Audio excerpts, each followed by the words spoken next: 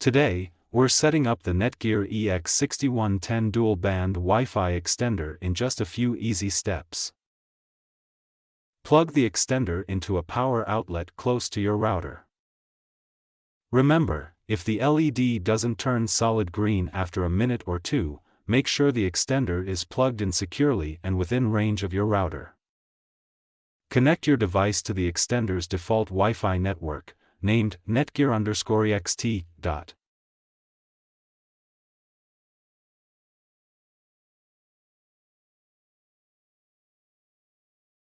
Open a web browser and visit www.mywifiext.net. Follow the on-screen instructions to connect the extender to your existing Wi-Fi network. Select the network you want to extend and enter your Wi-Fi password. Wait for the extender to configure and connect to your network.